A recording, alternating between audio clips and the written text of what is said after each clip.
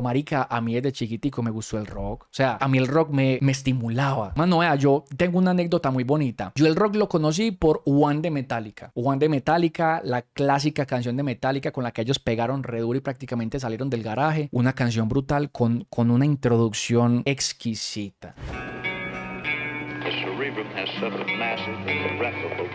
Yo una vez estaba en la casa de Carla, que era la parcera mía, la amiga mía de toda la vida, la parcera del colegio. Recuerdan a Carla y a Camilo, ¿sí? Que Camilo era hermanito, ellos eran los que tenían el Play 1, que cuando a mí me dieron el Play 1, que yo salí corriendo para que me prestaran un juego, ellos. Y Camilo era rockerito, pero no era metalero, él solamente era rockerito, él escuchaba rock y ya, eso era todo. Y yo una vez estaba en la casa de Carla, y ese marica de Camilo puso en el equipo de sonido, puso One de Metallica. Y entonces empieza la guitarra. Tan, tan, tan, tan. Mano, yo escuché eso y yo me ericé. Probablemente porque los metaleros, cuando yo era niño, muy chiquitico, los metaleros de enfrente de mi casa la ponían mucho, quizás. Y se me quedó grabado en la cabeza. Parce, cuando Camilo puso One de Metallica, se la voy a poner para que ustedes vean. Yo sentí, es que yo no sé cómo describir lo que sentí por todo el cuerpo, muchachos, se los juro. Ya yo las pongo para que ustedes vean de lo que estoy hablando. Esta canción es una crítica social a la guerra. Píllenla, es esta. Mano, yo solamente escuché ese pedacito. Dios, bro. Oye.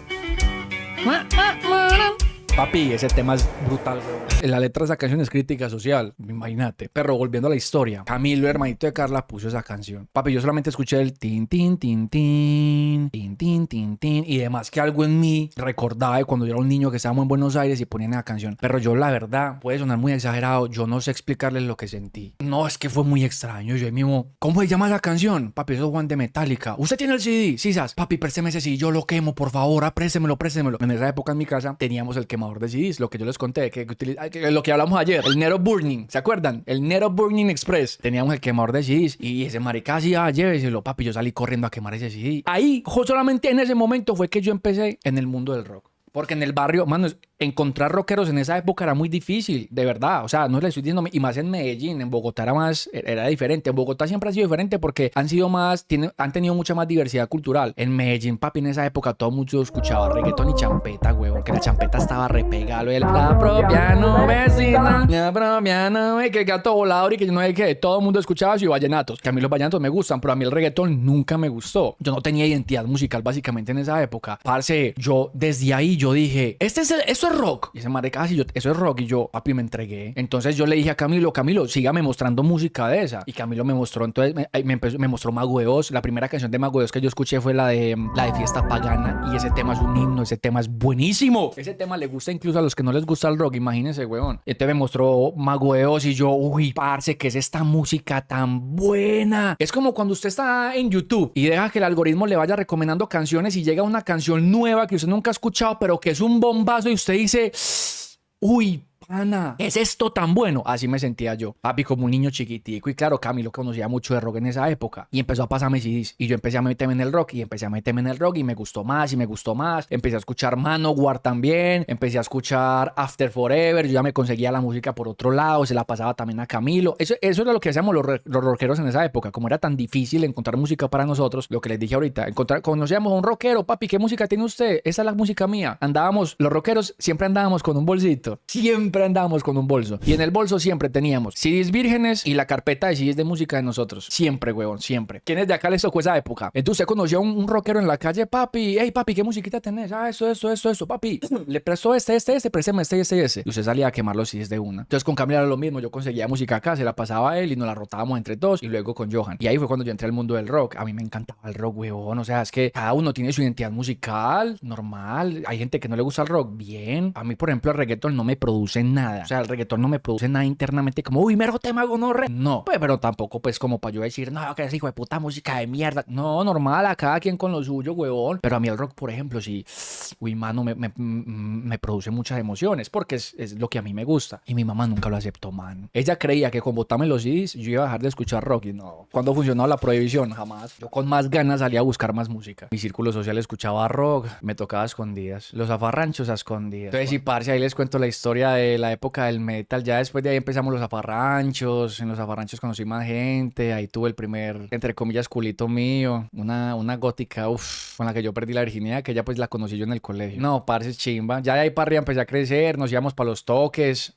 Para los toques en la ladera. Toques de punk, de metal, de todo. Nosotros íbamos para todo lado, hermano. Yo justamente he querido hacer unos videos hablando de música. Conozco muchos temas y muchos géneros musicales. Papi, háganlo. Imagínate que en esa época había es que encontrar música rock en esa época, bueno, era muy difícil. Como les dije ahorita, había un canal en Telepacífico o Telecable, que era la parabólica de esa época. Había un canal, solamente un canal de rock. Como de 100 canales, había solamente uno de rock. Y ese canal era administrado acá en Antioquia, en Medellín. Acá en Medellín, pues, lo administraban dos mechuditos, uno gordito y otro flaquito. Eran metachos, pues, obviamente, ¿no? Y ellos todos los días, a partir de las 7 de la noche, como hasta las 9 o 10, hacían un programa como radial en donde ellos hablaban de la historia de las canciones. Como en esa época el internet no estaba, pues, como tan globalizado, usted no sabía qué decían las canciones. ¿Sabes? No era como que hay que ir a esa canción, vamos a buscarla en YouTube subtitulada. No, o sea, paila. Si usted no sabía inglés, paila, le tocaba ver cómo se encontraba la letra de esa canción. Y ellos hablaban de... No era mucha música. No recuerdo cómo se llamaba, hombre. No recuerdo cómo se llamaba el canal. Pero yo mantenía pues ahí pegado, obviamente, escuchando musiquita. Porque ponían, más que todo, ponían puros clásicos del rock. Solo clásicos del rock. No ponían como rock actual ni nada de eso. Y entonces imagínate que los pelados entonces se ponían a hablar, por ejemplo, de la historia de las canciones y las letras. Y la gente llamaba, hablaba y pedía canciones. No era Musinet. Musinet era en Teleantioquia. El canal que yo les estoy... Y Teleantioquia no era un canal de rock. Musinet era un espacio como de 1 o 2 horas donde ponían música, donde ponían rockcito. Ahí sí ponían, por ejemplo, new metal. Ahí ponían también Linkin Park. Ahí fue donde yo conocí a Linkin Park, que lo conocí por una canción que se llama Crawling In. Pero no era Musinet. No era Musinet. Era otro canal. Que era un canal de solo clásicos del rock. Entonces yo mantenía ahí pegado, papi. Pille pues, huevón. Entonces ellos todos los días, papi, como que ellos camellaban en el día y en la noche llegaban allá al canal. Y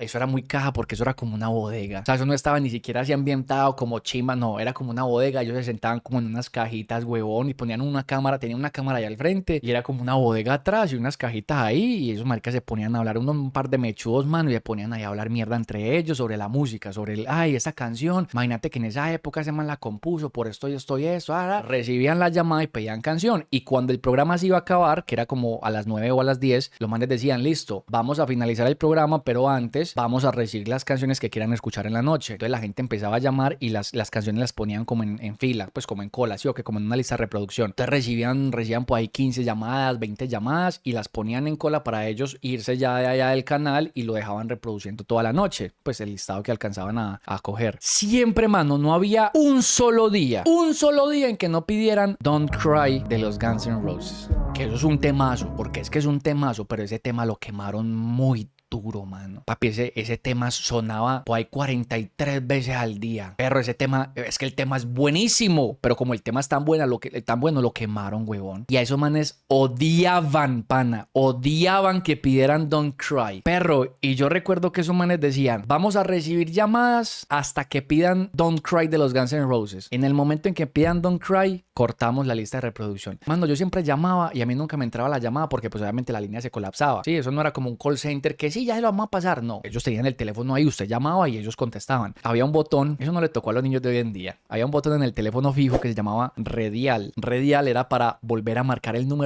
último número que se había marcado. Entonces, para no tener que 280 y colgar y no, se colgaba ahí otra vez y un día redial y él repetía la última marcación completa. Entonces usted tenía que hacer eso, tan redial, ocupado, colgaba y otra vez redial, colgaba y redial, colgaba y redial, colgaba y redial. A mí nunca me contestaban esos maricas, hombre, nunca me entró la llamada. Y un día, cuando recién estaban comenzando el listado, me entró la llamada, marica, y yo no me la creía, huevón. Me entró cuando, hola, buenas noches, habla yo no sé quién, yo no sé quién, y yo entré en shock. Y pues, o sea, es como cuando los perros persiguen un carro y lo alcanzan y ya como que, bueno, ¿y qué hago ya? Pues ya alcancé al carro. ¿Y qué es lo que tengo que hacer ya? Mano, yo me bloqueé, yo me bugueé, sí, y yo... Y con esa voz de niño, hola, buenas noches, hola niño, ¿cómo está? Cuéntanos, ¿qué canción quieres escuchar? Mano, yo me bugueé. Y lo único que se me vino a la cabeza fue Don't Cry de los Guns N' Roses. La lista no llevaba ni 3 canciones, ni 3 canciones llevaba. Don't Cry de los Guns N' Roses. Y llegan y me dicen, ¿sabes que eres la persona más odiada en este momentico? Y yo, sí. ¿Y aún así quieres escuchar Don't Cry? Sí. Bueno, que tengas una bonita noche. Gracias. Colgué y los manes ahí mismo, bueno, hasta aquí el programa. Nos vemos el día de mañana. Cuídense mucho. Y acabaron el programa. las gonorreas. Acabaron el programa las gonorreas. Además pusieron 3 canciones y Don't Cry de los Guns N' Roses y se fueron. Y esos maricas se fueron. Yo en esa época tenía por ahí, ¿qué? Por ahí 14, 15 años más o menos. Y yo me bugueé. Yo no sabía. Perro, pues yo nunca esperé. Como nunca me contestaban, yo dije, pues hoy no va a ser la excepción. Tampoco me van a contestar. Y me contestaron y me bugueé. No supe qué canción. Pude haber pedido esta de We're not gonna take it. Había un tema de Cinderella que me fascinaba. Qué tema pa' bueno, hermano. De Aerosmith, huevón, también había unos temas buenísimos. Y yo me bugueé y pedí. Y los manes me dijeron, ¿estás seguro que quieres escuchar Don't Cry? Me dijeron, ¿sabes que eres la persona más odiada de Medellín en este momento? Y yo, sí. ¿Aún así quieres escuchar Don't Cry de los Guns N' Roses? Sí. Bueno, hasta luego, que tengas una bonita noche. Y terminaron el programa, man. Pero me soñé Don't Cry de los Guns N' Roses. Me los oye de principio a fin, papi. Yo la pasé re rico escuchando mi canción. No, ellos no ponían Linkin Park. Ellos ponían solamente... Ese canal solamente era de clásicos del rock. Linkin Park no es un clásico del rock. Esos manes eran un poquitico más contemporáneos en aquel entonces. Linkin Park ponían en Musinet, que eran en Teleantioquia. Ahí ponían música un poquitico más nueva. En ese canal solamente ponían clásicos del rock. Living on a Prayer. Eso es un clasicazo, eso es de Bon Jovi, ¿no? Y la cuenta por esa llamada de cuánto fue. No, era una llamada a un teléfono fijo normal. Las llamadas tenían recargo cuando eran, por ejemplo, es que Salomón. Qué buenos recuerdos. Salomón, el teléfono sabio del colombiano. ¿Quién recuerda a Salomón? El teléfono sabio del colombiano. Muchachos, resulta que en épocas donde no existía el internet y la televisión tenía como 3 canales nomás. Los teléfonos fijos mandaban la parada. Ahorita ya los teléfonos fijos están condenados a desaparecer, pero en esa época los teléfonos fijos, papi, usted llegaba a su casa y mi hermanita todo el día estaba pegada al teléfono, papi, hablando con sus amigas. Ese era el WhatsApp de ellas. Y peleaba mi hermanita la mayor con la hermanita del medio, que esa perra que yo voy a llamar, que esta perra que llevas media hora, que yo no sé qué, que uy, eso era mero bololo y era caro. O sea, eso era costosito. No demasiado, pero era costosito. Y habían algunos números que tenían un cobro especial, entre ellos Salomón, el teléfono sabio del colombiano. Salomón era un PBX que tenía diferentes opciones. Usted a Salomón le podía preguntar la hora, es decir, tenía un número como, si usted marcaba el número 1, te decía qué hora era. ¿Sí o qué? Porque celulares no existían. Y entonces, si no tenías un reloj, como, ay, ¿qué hora es? Llamemos a Salomón y miremos qué hora es. Te decía cuál era el chance que había caído, pues el número del chance. Te decía hasta el horóscopo, huevón. Si quieres saber tu horóscopo, marca el número 3. ¿Quieres saber la hora actual? Marca el número 4. Entonces usted marcaba el número 3 y decía... Si eres Leo, marca el número 1. Si eres Tauro, marca el número 2. Si eres Libra, el número 3. Entonces se cogía y marcaba un número, pues el del signo suyo. Y él te decía el horóscopo. Los astros están a tu favor. Marte se ha alineado con Júpiter. Tu trabajo te saldrá genial. Piensa positivo. El amor ha de llegar tarde que temprano. Ese era... Salomón tenía un montón de vainas. Papi, eso era Salomón. Salomón era como estar en Google, mano. La primera vez que usted se metió a Google. Usted todo el día llamaba a Salomón. Todo el día llamaba a Salomón, weón. Pero usted no lo hacía desde su casa. En mi barrio, como yo les conté, habían unos teléfonos públicos rojos que eran gratis, pero solamente 1 minuto. Al minuto se colgaba la llamada, pero usted podía volver a llamar y hablar otro minuto y colgar y volver a llamar y así sucesivamente. Entonces usted no marcaba desde su casa, usted iba al teléfono público y marcaba a Salomón y Melo. ¿Sí o no? Si usted llamaba ahí un fijo, otro fijo, pues eso le costaba dinero, pero pues no era mucho, era algo que se podía pagar. Pero por ejemplo, las líneas calientes, yo ya les conté la historia de la línea caliente en mi casa con uno de los amigos de mi hermanita. Las líneas calientes hacían un recargo, papi.